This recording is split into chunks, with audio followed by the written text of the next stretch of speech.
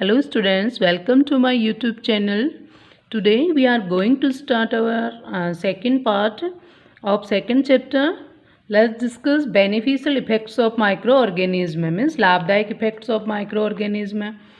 First is making of curd, second is making of bread, third is commercial use of microorganism, fourth is medical use, five is increasing soil fertility, and last is cleaning the environment. Let's discuss about these points in detail. First is making of curd. Milk is turned into curd by bacteria. Milk turn होता है into curd में by bacteria, help of bacteria. Curd contains several microorganisms including lactobacillus bacteria. Curd में बहुत सारे bacterias होते हैं, बहुत सारे माइक्रो ऑर्गेनिज्म होते हैं जिनमें लैक्टोबैसिलस भी होता है. When a little of pre made curd is added to warm milk, जब पहले से प्रिपेयर कर्ड एक गर्म दूध में ऐड किया जाता है, then bacteria present in curd multiply in milk and convert into curd. तब जब जो उस दही में जो बैक्टीरिया प्रेजेंट होते हैं वो मल्टीप्लाई होते हैं, मीन्स ग्रोथ करते हैं अपनी, उससे वो मिल्क किसमें कन्वर्ट हो जाता है, कर्ड में. Next is making of bread. Yeast is used in the baking industries for making bread. Bread बनाने के लिए इंडस्ट्रीज में किसका यूज़ होता है, यीस्ट का. When yeast is mixed in a dough, जब यीस्ट फॉर मेकिंग ब्रेड बनाने के लिए जब किसी डो में यीस्ट को मिक्स किया जाता है, दे रिप्रोड्यूस रेपिडली मीन्स होता है बेटा तेजी से, and gives out CO2 during respiration. श्वसन के समय कौन सी गैस निकालते हैं वो CO2. The bubbles of CO2 gas fill the dough. Bubbles CO2 की वजह से बबल्स बनते हैं और उसमें भरती जाती है और इंक्रीज इट्स वॉल्यूम, इसकी वॉल्यूम इंक्रीज होती है. सी दिस, ये नॉर्मल डो है, इसमें यीस्ट का मिक्स किया गया है. जैसे यीस्ट मिक्स करके थोड़ी देर के लिए इसको रख देते हैं, ये देखो कितना डबल से भी ज़्यादा हो गया ना, CO2 की वजह से बबल्स बने और ये ऊपर उठ गया. Okay, understood. Next is commercial use. Microorganism are use for production of alcohol and acetic acid, जिसे हम विनेगर कहते हैं. Yeast convert sugar into alcohol. Microorganism जिसमें यीस्ट होता है ना, उसको एल्कोहल बनाने के लिए और एसिटिक एसिड बनाने के लिए यूज़ किया जाता है. यीस्ट क्या करता है, जो शुगर होती है शुगर को ये किस में कन्वर्ट कर देता है, एल्कोहल में. Fermentation, the process of conversion means change of form या रूपांतरण of sugar into alcohol by the action of yeast is called fermentation. जब यीस्ट शुगर को एल्कोहल में कन्वर्ट कर देता है तो ये प्रोसेस कहलाती है fermentation. Okay. For making acetic acid, first alcohol is made by using yeast, then added Acetobacter bacteria are added to alcohol and air is bubbled through it. In the presence of oxygen, alcohol convert into acetic acid vinegar. Acetic acid बनाने के लिए सबसे पहले sugar को alcohol में convert किया जाता है यीस्ट की हेल्प से. उसके बाद एल्कोहल में एसिटोबैक्टर नामक जो बैक्टीरिया होता है उसको ऐड किया जाता है, वो ऑक्सीजन निकालता है, जिससे अपना जो एल्कोहल होता है वो एसिटिक एसिड में या विनेगर में कन्वर्ट हो जाता है. Okay. Next is in medical use. The source of antibiotic medicines और माइक्रो ऑर्गेनिज्म. इनका मेन सोर्स होता है एंटीबायोटिक्स का micro organism.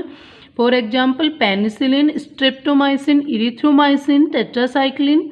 These are made from fungi and bacteria. ये सारी एंटीबायोटिक्स जो होते हैं ये फंगी और बैक्टीरिया से बनाए जाते हैं. Next is increasing soil fertility, means मिट्टी की उपजाऊता को बढ़ाना या उर्वरकता को बढ़ाना. Some bacteria and blue green algae are able to fix nitrogen gas from the atmosphere to enrich the soil with nitrogen compounds and increase its fertility. कई सारे बैक्टीरिया और ब्लू ग्रीन एल्गी जो हैं वो जो एटमोसफेयर में nitrogen gas present होती है उसको नाइट्रोजन के कंपाउंड्स में कन्वर्ट कर देते हैं. इसी प्रोसेस को हम नाइट्रोजन फिक्सेशन कहते हैं. The nitrogen fixing bacteria and blue green algae are called biological nitrogen fixers. और जो ब्लू ग्रीन एल्गी और बैक्टीरिया होते हैं इन्हें हम बायोलॉजिकल नाइट्रोजन फिक्सर्स भी कहते हैं. Next is cleaning the environment. Microorganisms decompose the harmful and smelly dead remains of plants and animals and animals wastes like feces, dung, urine into harmless materials. They clean the environment. Micro organism क्या करते हैं बेटा, जितने भी plants और animals के waste होते हैं सड़े गले, उनको डिकम्पोज कर देते हैं, मीन्स उनको सड़ा गला के ह्यूमस में कन्वर्ट कर देते हैं या हार्मलेस सब्सटेंस में कन्वर्ट कर देते हैं, है ना। और एनिमल वेस्ट होता है लाइक फेजेस, डंग, यूरिन, इनको भी हार्मलेस मटेरियल्स में कन्वर्ट कर देते हैं। इससे एनवायरनमेंट क्या हो जाता है, क्लीन। तो these all are useful effects of microorganism. Let's discuss about harmful effects of microorganism. Harmful means हानिकारक। Microorganism can be harmful in many ways. ये मैनी वेज में हमारे लिए हार्मफुल हो सकते हैं। सम आर कोज डिजीज, कई microorganism disease का कारण होते हैं इन ह्यूमन्स में, human beings, other animals and plants. Human beings में भी, अदर एनिमल्स में भी और प्लांट्स में भी। नेक्स्ट इज पैथोजेंस मीन्स रोगजनक। Those microorganism which cause disease are called pathogens. They can be bacteria, virus, protozoa और फंगी। जो जितने भी माइक्रो ऑर्गेनिज्म हैं जो बीमारियां फैलाते हैं उन्हें हम पैथोजेंस कहते हैं। ये बैक्टीरिया भी हो सकते हैं, वायरस भी हो सकते हैं, प्रोटोजोआ और फंगी भी हो सकते हैं। Some examples of disease: TB, tetanus, diphtheria, whooping cough, cholera, typhoid, AIDS, food poisoning, malaria, small pox.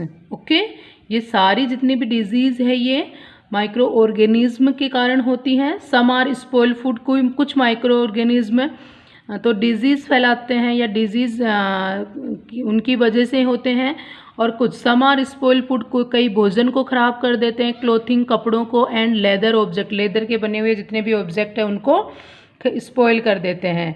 Next is communicable. Next topic is communicable disease. Those disease which can spread from one person to another person through air, water, food or physical contact are called communicable disease. Means वो सारी disease जो एक person से दूसरे person में फैल जाती है, एयर से, हवा से भी, वाटर से भी, फूड से भी, फिजिकल कॉन्टैक्ट से भी, मीन्स एक पर्सन से दूसरे पर्सन में फैलने वाली डिजीज़ कहलाती है communicable disease. For example common cold, cholera, chickenpox, TB, malaria, AIDS, its, ये सारी जो डिजीज़ होती है ये कम्युनिकेबल डिजीज़ होती है। Next is ways to spreading communicable disease.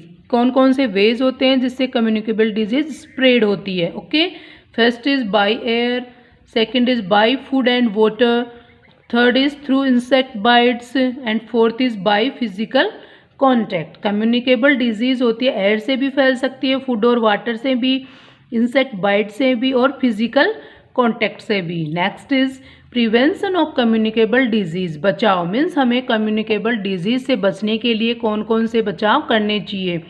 A person suffering from common cold should always cover his mouth and nose with a handkerchief while sneezing.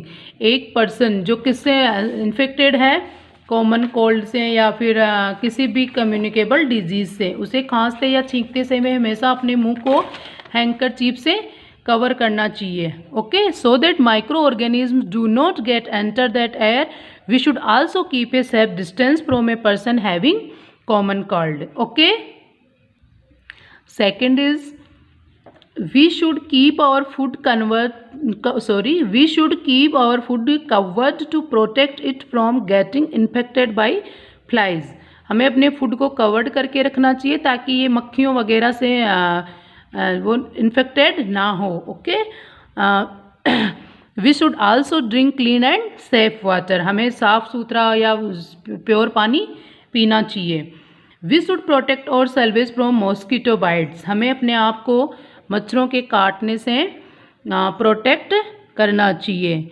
Okay, जैसे कि by using mosquito nets and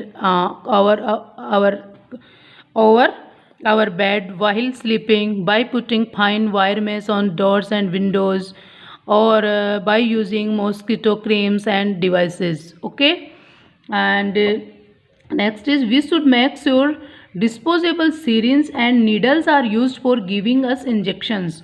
जब हमें कभी भी injection वगैरह लगवाते हैं तो हमें ये श्योर कर लेना चाहिए कि वो सीरीज डिस्पोजेबल हो। Okay, we should avoid physical contact with an infected person, हमें एक इन्फेक्टेड पर्सन से फिजिकल कॉन्टेक्ट को अवॉइड करना चाहिए. ओके. और उसके अलावा भी हमें डोंट उसके not use his towel, clothes और beds. The towel, clothes and utensils used by an infected person should be washed and cleaned separately with soap and hot water. Okay, understood everybody? Next and other topics that are remaining we will discuss in our next video. Okay, thanks beta and have a nice day.